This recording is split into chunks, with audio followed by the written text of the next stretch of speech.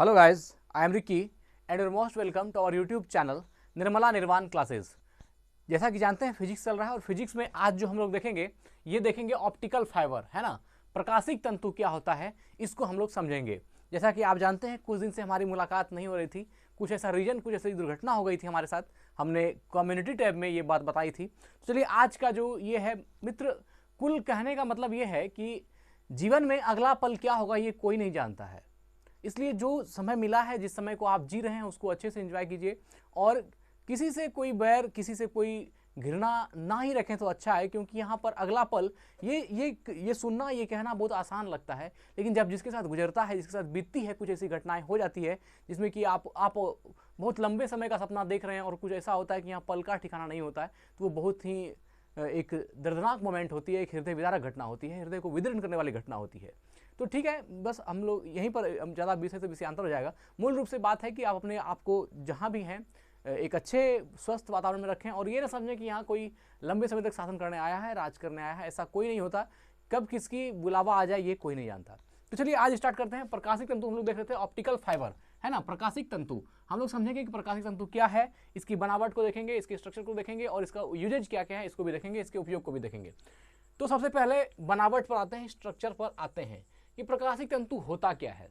देखिए, प्रकाशिक तंतु जो बना होता है, जो हमारा हेयर है, जो हमारा बाल होता है, इतना पतला पतला, ये इतने बहुत ही ज़्यादा पतले, आप समझ सकते हैं एक रस्सी नुमा या एक धागे नुमा ग्लास की बनी होती है, कांच की बनी होती है ना। वो धागा से पतला पतला धागा, हम बता रहे हैं ना आपको, ये हेयर इतना पतला होता है, जितना पतला हमारी बाल होती है इतना पतला प्रकाशिक तंतु होता है। और उस प्रकाश तंतु को मिला मिलाकर एक रस्सी बनाई जाती है और वो रस्सी फिर और मिला करके मोटा बनाया जाता है। और प्रकाशिक तंतु जो बनता है टोटली, वो जो पूरा बन करके तैयार होता है, वो ऐसा होता है बहुत ही फ्लेक्सिबल, मतलब कि लचीला होता है। आप उसको अलग अलग शेप में भी दे सकते हैं, है ना। जैसे कि प्रकाशिक तंतु मूल रूप से इसका उपयोग आप देखेंगे कि एंडोस्कोप में होती है ना। स्टोमैक के अंदर प्रकाश डाल करके कुछ देखना हो या कुछ पता करने हो तो डॉक्टर उसका उपयोग करते हैं। उसमें क्या होती है, वो लचीला होने के कारण उसको जब अंदर डाला जाता है तो वो अंदर चला जाता है और वहाँ पर प्रकाश फैलाता है, जिससे कि उसको हर पार्ट पुर्जे को बॉडी का देखने में आसानी होती है। और भी बहुत सारा इसका उपयोग है, जैसे कि मान लीजिए कि संचार में एक प्रकाश को एक जगह से दूसरे स्थान तक भेजने में भी प्रकाशिक तंतु का प्रयोग होता है। तो सबसे पहले बनावट को समझते हैं, इसका क्या है। तो यह जो है, इसमें सबसे अंदर का जो ये वाला भाग, इसमें मेरा ये मार्कर चल रहा है, इसको कोर बोलते हैं। क्या कहते हैं इसको? कोर। ये इंटरनल पार्ट जो है सबसे छोटा है, इसको कोर कहते हैं। और इसके बाद जो सेकेंड वाला पार्ट है इसको क्लैडिंग बोलते हैं, है ना। ये क्लैडिंग है, आप देख पा रहे होंगे, ये दूसरा क्लैडिंग है। और तीसरा जो सबसे ऊपर वाला पोर्शन है इसको बोलते हैं प्रोटेक्टिव जैकेट। ये क्या है? ये प्रोटेक्टिव जैकेट है, जो सबसे बाहरी 3 आवरण है। तो प्रकाशीय तंतु 3 आवरणों से मिलकर बना होता है। जो सबसे पहला है वो कोर है, इसके ऊपर की जो परत है वो क्लैडिंग है, और क्लैडिंग के ऊपर की जो परत है वो प्रोटेक्टिव जैकेट है। ये 3 चीज होती है और इन 3 चीजों से वो बनकर मिलकर के बना होता है। ये फिगर ए को आपने देखा, फिगर बी को भी आप देख सकते हैं। यहाँ पर ये जो सबसे अंदर वाला पोर्शन है, ये वाला पोर्शन, ये कोर है। ये क्या है? कोर है। और कोर के ऊपर की जो संरचना है ये वाला जो संरचना है, यह आपका क्लैडिंग है। ये क्या है? क्लैडिंग है। और तीसरा कंस्ट्रक्शन जो आप देख रहे होंगे, ये प्रोटेक्टिव जैकेट है, जो तीसरा वाला यहाँ पर आप ये थर्ड जो तीसरा जो है, ये क्या है? प्रोटेक्टिव जैकेट है। या इसको यह जो है, इसी चीज़ को आप फिगर ए में भी समझ सकते हैं, कोर, क्लैडिंग और प्रोटेक्टिव जैकेट। तो ये 3 चीज़ों से मिल करके बना होता है आपका कौन जी? ये आपका बना होता है ऑप्टिकल फाइबर। ये कांच की धागे नुमा संरचना होती है। ये कांच की धागे नुमा संरचना होती है, मतलब ग्लास की बहुत पतली पतली धारी होती है कांच की, जो बहुत धागे नुमा संरचना होती है। बहुत सारी इस प्रकार की धागे नुमा संरचना को मिलाकर एक रस्सी बनाई जाती है ना। फिर देखिए, इन धागों से रस्सी बना लिया जाता है। ये जो पतला पतला धागा होता है, इससे क्या बना लेते हैं? रस्सी बना लेते हैं। और अब इसे मोड़ सकते हैं और घुमा भी सकते हैं। यह इतना लचीला होता है कि इसको मोड़ा भी जा सकता है, घुमाया भी जा सकता है। तब ना स्टोमैक के अंदर, एंडोस्कोपी में पेट के अंदर डाला जाता है, तो वहाँ पर क्या है, पेट की जो शेप होती है वो कुछ अलग शेप है, तो इसमें वो मुड़ जाती है ना। ये इसकी खासियत है कि ये घुमावदार होता है। ये ग्लास का बना एक वायर होता है ना। ये कांच की बनी हुई पतली पतली वायरें होती हैं, उन वायरों को मिला करके रस्सी नुमा बनाया जाता है और उससे जो ऑप्टिकल फाइबर बनता है। ठीक है। तो अब देखिए, यहाँ पर जो ऑप्टिकल फाइबर के अंदर जो घटना घटती है प्रकाश के पूर्ण आंतरिक परावर्तन की, इसको हम लोग बारीकी से समझते हैं कि कैसे होती है। देखिए, यह प्रकाशिक संकेत है, यह जो आप एरो देख रहे हैं यह एक प्रकाशिक संकेत है जिसको यहाँ से डाला गया। और यहाँ पर अब देखिए, यहाँ पर जब भी आप एक बात जानते हैं कि जब भी प्रकाश के पूर्ण आंतरिक परावर्तन की घटना घटेगी तो उसमें दो माध्यम का होना आवश्यक है, एक सघन और एक विरल। तो यहाँ पर भी दो माध्यम बनता है। यह विरल माध्यम है, ये जो बाहर वाली है ये विरल माध्यम है, और ये जो अंदर का माध्यम है ये सघन माध्यम है। तो सघन माध्यम से विरल माध्यम में, है ना, प्रकाश की किरणें जब सघन माध्यम से विरल माध्यम में जाती है, लेकिन जब प्रकाश किरण क्रांतिक कोण से अधिक कोण पर आपतित होती है ना, जब प्रकाश की किरणें क्रांतिक कोण से अधिक कोण पर आपतित होती है, यहाँ पर ये क्रांतिक कोण से अधिक कोण पर आपतित होती है, यहाँ पर जो क्रांतिक कोण है उससे अधिक कोण पर आपतित होती है, तो वह सघन माध्यम में ही परावर्तित हो जाती है। यह जो क्रांतिक कोण से अधिक कोण पर आपतित होती है तो यह बाहर नहीं जाती और यह क्या होती है, पुनः उसी माध्यम में वापिस आ जाती है। सघन माध्यम से गई थी और सघन माध्यम में ही वापस हो गई, विरल माध्यम में नहीं जाती है, और इस घटना को प्रकाश का आंतरिक परावर्तन कहते हैं।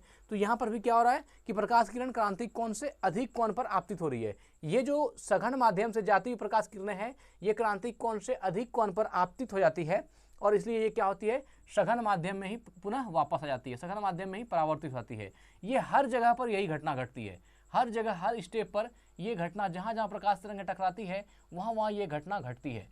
तो अब जहाँ जहाँ पूर्ण आंतरिक परावर्तन की घटना घटेगी वहाँ वहाँ दो माध्यम का होना तो आवश्यक है।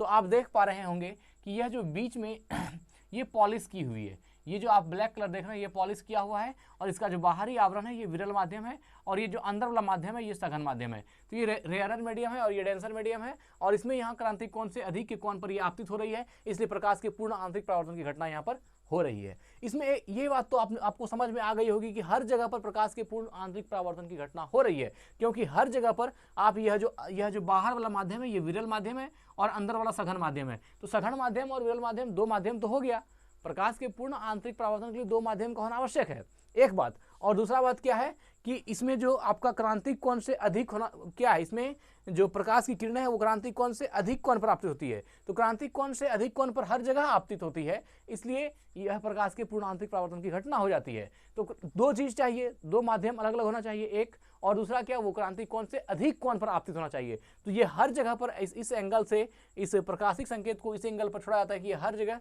क्रांतिक कोण से अधिक कोण पर आपतित होती है, इसलिए हर जगह प्रकाश के पूर्ण आंतरिक परावर्तन की घटना होती है। और यहाँ पर जो प्रकाश निकलती है इसकी जो वेलोसिटी आप जो यहाँ पर दिए थे, जो तरंग दैर्ध्य जो इस वेलोसिटी प्रकाश की यहाँ पर देते समय होती है, वही वेलोसिटी वही प्रकाश यहाँ वही तरंग दैर्ध्य यहाँ निकलते समय भी होती है। अर्थात प्रकाश के वेलोसिटी में और प्रकाश के वेवलेंथ में कोई भी फर्क नहीं पड़ता है। प्रकाश के पूर्ण आंतरिक परावर्तन घटना जब जिस भी प्रकाशिक तंतु में होती है उसमें प्रकाश के वेवलेंथ और प्रकाश के वेलोसिटी में कोई फर्क नहीं पड़ता। तो जो यहाँ पर डाला गया ये हर बार टकराते गया और लास्ट में आकर के वही निकल गया। और एक चीज इसमें एक बात और क्या होती है कि जैसे मान लीजिए यहाँ जो प्रकाशिक संकेत है, कभी कभी जो आपका प्रकाशिक संकेत है ये जो इलेक्ट्रिक एनर्जी है, जो विद्युत एनर्जी है, उस विद्युत एनर्जी को लाइट एनर्जी में चेंज करके उसको इसमें जो है एक स्थान से दूसरे स्थान तक पहुंचाया जाता है, और पुनः यह लास्ट में आते हुए यहाँ पर यह पुनः इलेक्ट्रिक एनर्जी में कन्वर्ट कर दिया जाता है। मतलब यहाँ से ये प्रकाशीय आप समझ सकते हैं कि लाइट एनर्जी के रूप में गमन करती है, और यहाँ जब निकलती है तो ये इलेक्ट्रिक एनर्जी के रूप में निकल जाती है। अब आपको लगता होगा कि ऐसा कैसे होता है, तो इसके लिए यहाँ जो इलेक्ट्रिक एनर्जी, यहाँ एक यंत्र होता है, उसका नाम अभी हम दिमाग से ये निकल गया है, उसमें एक यंत्र लगी होती है जिससे कि वो क्या करता है, इलेक्ट्रिक एनर्जी को ऑप्टिकल प्रकाशीय एनर्जी में चेंज करती है, और बाद में यह पुनः यहाँ निकलते समय ये प्रकाशीय एनर्जी को इलेक्ट्रिक एनर्जी में कन्वर्ट कर देती है। तो इस तरह करके आप समझ सकते हैं कि जो प्रकाशिक संकेत प्रकाशीय तंतु है उसमें किस प्रकार इसका इस्तेमाल किया जाता है। तो जो संकेत है उसको हम लोग ट्रांसड्यूसर कहते हैं। ये जो है यहाँ पर ट्रांसड्यूसर लगा होता है। ट्रांसड्यूसर ही वह युक्ति है जो इलेक्ट्रिक एनर्जी को प्रकाशीय एनर्जी में चेंज करती है, और ये इस ऑप्टिकल फाइबर के अंदर ये लाइट एनर्जी के रूप में यहाँ से यहाँ गमन करती है, और पुनः यहाँ ट्रांसमिटर लगा होता है जो फिर इसको इलेक्ट्रिक एनर्जी में बाहर कर देती है, मतलब इलेक्ट्रिक एनर्जी में ही बाहर निकाल देती है। तो ये प्रकाशीय तंतु का शेप भी अलग अलग होता है। आप इस शेप में देखें, इस शेप में देखें, इसको मोड़ दें, इसको लंबा कर दें, ये जैसे आप बदल सकते हैं। तो ये चूंकि लचीला होता है, फ्लेक्सिबल होता है, इसलिए जो जिस शेप में आप इसको देना चाहें उस शेप में ये हो जाती है। मूल रूप से जो इसमें समझने वाली बात है, जो इसमें पढ़ने वाली बात है, वो ये है कि प्रकाशीय तंतु का बनावट, ये कोर, क्लैडिंग और प्रोटेक्टिव जैकेट, इन 3 चीज़ों से इसकी संरचना बनी होती है और इसमें भी विरल माध्यम और सघन माध्यम दोनों ही होता है। और प्रकाश के पूर्ण आंतरिक परावर्तन की घटना इसमें किस प्रकार होती है, इस बात को समझना सबसे इंपॉर्टेंट है प्रकाशीय तंतु का। अगर आपको ये बात समझ में आ रही है तो आप समझ लीजिए आपको प्रकाशीय तंतु समझ में आ गया है। यहाँ पर 2 माध्यम, विरल माध्यम और सघन माध्यम, ये आप सघन माध्यम से क्रांतिक कोण से अधिक होने पर ये क्या होती है, उसमें प्रकाश के पूर्ण आंतरिक परावर्तन घटना होती है और यही घटना हर स्टेप पर, हर जगह पर, हर बिंदु पर हो रही है। और इसलिए क्या होती है, प्रकाश में इस जो प्रकाशीय आपका संकेत है इसमें कोई भी असर नहीं पड़ता, वो प्रकाश की सेम वेलोसिटी और सेम वेवलेंथ को यहाँ पर देती है। और यह जो फिगर 2 देख रहे हैं इसी में एक जो है एक अलग फिगर दिखाया गया है जो कि थोड़ा पतला मतलब लचीला है, मुड़ावदार है, ताकि आप ये ना समझें कि सिर्फ यही शेप में होता है। मैक्सिमम जो आपको ऑप्टिकल फाइबर दिखाया जाएगा वो इस शेप में दिखाया जाता है, तो ये समझाना आसान होता है। लेकिन ये वाला भी और भी बहुत तरह का शेप होता है। अब पेट है तो पेट के अंदर स्टोमेक के साइज का होता है, तो उसको अलग अलग बनाया जाता है। ठीक है, अब इसका यूजेज देख लेते हैं कि इसका उपयोग क्या क्या है ना, प्रकाशीय तंतु का उपयोग क्या क्या है।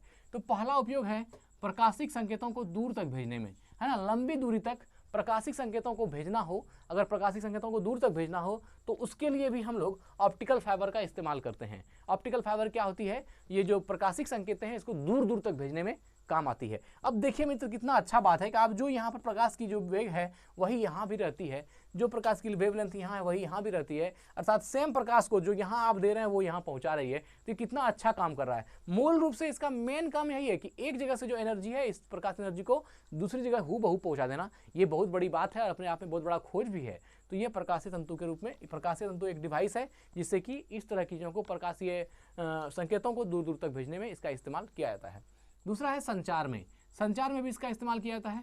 चिकित्सा में शरीर के आंतरिक भाग का छायाचित्र लेने में, शरीर के आंतरिक भाग का छायाचित्र लेने में। अब आपको लगता होगा कि ऑप्टिकल फाइबर से शरीर के आंतरिक चीज़ों का छायाचित्र कैसे लिया जाता है।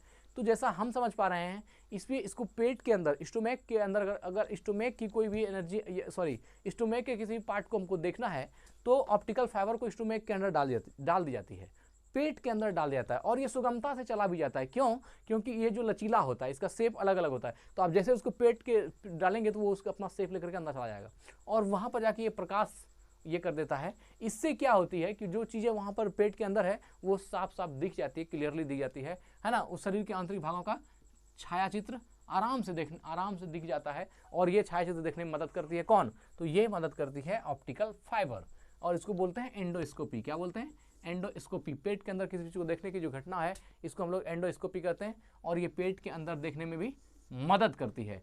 तो यह जो हम लोगों ने अभी देखा ये ऑप्टिकल फाइबर है, प्रकाशिक तंतु है ना। अब हमको लगता है कि अब बातें आपको समझ में आ गई होगी कि प्रकाशिक तंतु किसे कहते हैं या प्रकाशिक तंतु का उपयोग क्या है, प्रकाशिक तंतु की बनावट कैसी होती है और सबसे इंपॉर्टेंट बात जो है कि प्रकाशिक तंतु में, ऑप्टिकल फाइबर में, है ना, प्रकाश के पूर्ण आंतरिक परावर्तन की घटना कैसे होती है। ये सबसे इंपॉर्टेंट बात है। इसमें यह बात जानना कि इस ऑप्टिकल फाइबर में प्रकाश के पूर्ण आंतरिक परावर्तन की घटना कैसे घटती है। तो इसको हमने बता दिया और मित्र आज इसको यहीं एंड करते हैं, फिर अगले दिन मिलते हैं अगले टॉपिक लेकर के। ऑप्टिकल फाइबर को आज यहीं समाप्त करते हैं, मिलते हैं अगली वीडियो में। स्वस्थ रहें, अपना ख्याल रखें, धन्यवाद, जय हिंद।